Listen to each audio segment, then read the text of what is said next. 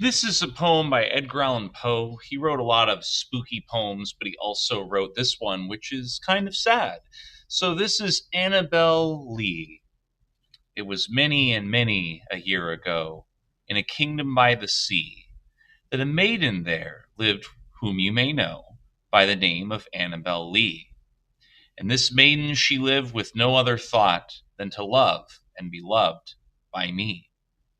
I was a child, and she was a child in this kingdom by the sea. But we loved with a love that was more than love, I and my Annabel Lee, with a love that the winged seraphs of heaven coveted her and me. By the way, seraphs are angels, and coveted means to really want. So, why does the speaker focus his attention on Annabel Lee? Is it because she was a young and innocent child? Is it because she was coveted by angels? Is it because she lived by the sea? Or did she love the speaker of the poem?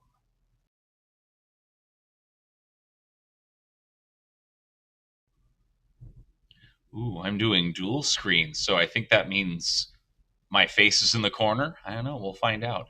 Anyway, we're continuing on with the poem Annabel Lee. And this was the reason that long ago, in this kingdom by the sea, a wind blew out of a cloud, chilling my beautiful Annabel Lee, so that her high-born kinsman came and bore her away from me, to shut her up in a sepulchre into this kingdom by the sea. A sepulchre, by the way, is like a tomb. So, what happened to Annabel Lee? Did her family move so she would no longer see the speaker? Was she blown by the wind off of a sea cliff? Did she suddenly die from an illness? Or was she buried alive in a tomb?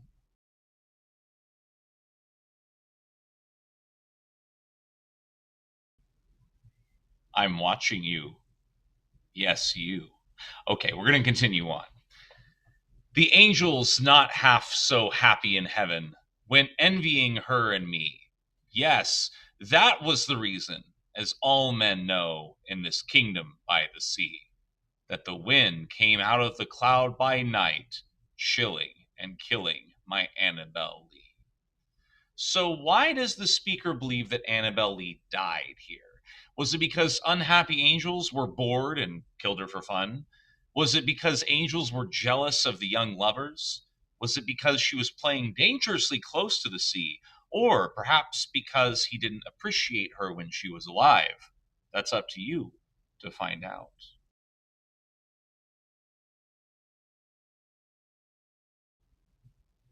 We have two more stanzas to go. A stanza in a poem, by the way, is a block of text, like a paragraph, right? And each one of these are lines. So we're going to continue on with line 27.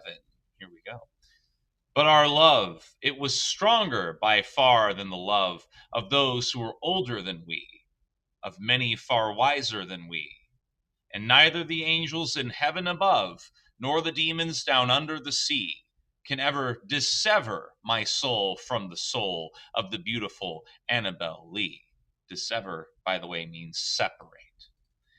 For the moon never beams without bringing me dreams of the beautiful Annabel Lee. And the stars never rise, but I feel the bright eyes of the beautiful Annabel Lee. And so all the night tide I lie down by the side of my darling, my life and my bride, in the sepulchre there by the sea, in her tomb by the sounding sea. So, how does the speaker deal with Annabel Lee's death? Does he not believe that she's actually dead? Does he feel as connected to her in death as in life? Does he guard her tomb from evil angels, or does he feel as though their souls have been torn apart? Hmm, I wonder.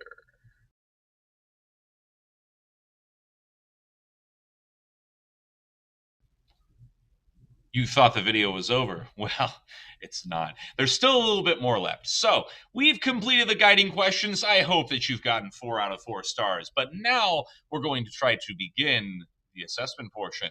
So, here we go. So, for part A, which of the following best describes a central theme of the text? Love can sometimes be so strong that it cannot be stopped by death. Jealousy and envy can corrupt people's intentions. Youth, especially young emotion, leaves a strong imprint on our memories. Or sometimes bad things happen to good people. So, you're looking for a central theme here. Now, this is part A, which means it has to match up with part B. So if you need to go back and forth and go, do these two match? Not a bad idea. So remember, you're looking for a central theme here. What is the best central theme you can find? Now we're going to look at question 2, part B. Which of the following quotes best supports what you answered here? Let's take a look. I was a child and she was a child in this kingdom by the sea, but we loved with a love that was more than love, I and my Annabel Lee. Or, so that her highborn kinsman came and bore her away from me, to shut her up in a sepulchre in this kingdom by the sea. Or perhaps, the angels not so happy in heaven when envying her and me. Yes, that was the reason, as all men know, in this kingdom by the sea. Or lastly, and neither the angels in heaven above nor the demons down under the sea can ever dissever my soul from the soul of the beautiful Annabel Lee.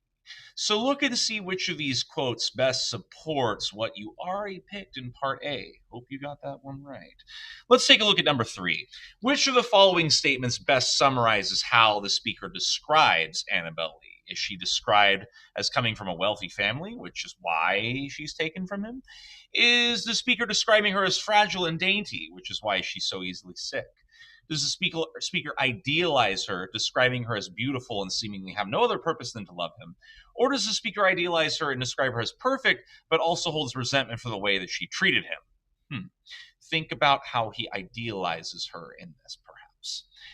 Part A of question 4. What effect does personification of nature have on this poem? Remember, personification is where you're changing things from not human into human.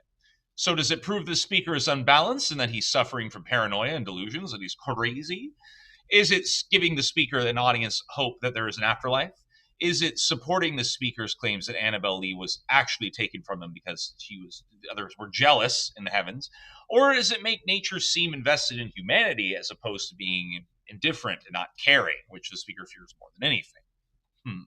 Now for this one, it also has to match up with part B, which is question 5. So which best supports the answer that you just gave? Let's see.